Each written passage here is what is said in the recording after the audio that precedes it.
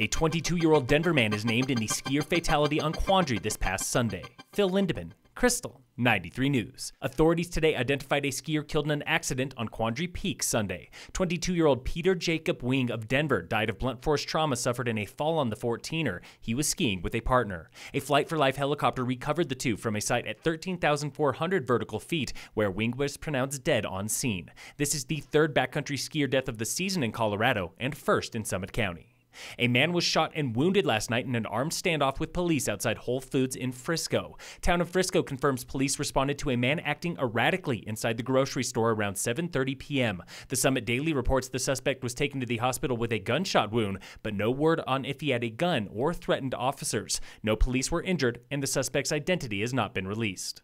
In Pueblo, one person is dead and another injured after an armed car chase with police. The AP reports police shot and killed a male passenger when the female driver tried to run over a sheriff's deputy. The driver was injured at the same time. That incident is under investigation.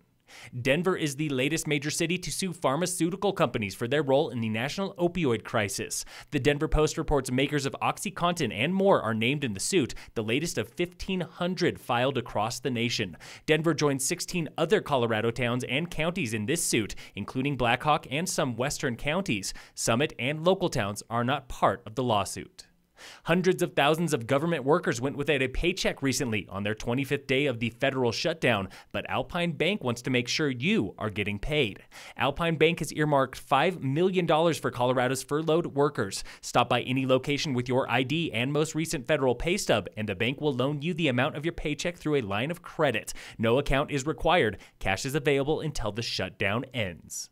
A dozen youth athletes with Team Frisco won 15 medals at the 2019 International Children's Games in Lake Placid, and tonight we're throwing them a homecoming party. Stop by the Frisco Adventure Park Day Lodge to meet the athletes and hear more about their first experience with international competition. That event begins at 5:30 p.m. with food and drinks.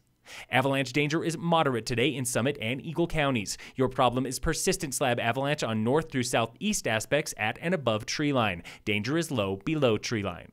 In sports, the Avalanche beat the Maple Leafs overnight 6-3 with a career first hat trick from Carl Soderberg. Tonight, the Nuggets play the Warriors. Game time is 7 p.m. In World Cup ski racing news, Michaela Shiffrin won her 11th title of the season today at Giant Slalom in Italy. Men's downhill training in Switzerland was canceled. And in local sports, brought to you by Deepwater Mountain Inc., Summit High Basketball plays Moffat County at home today.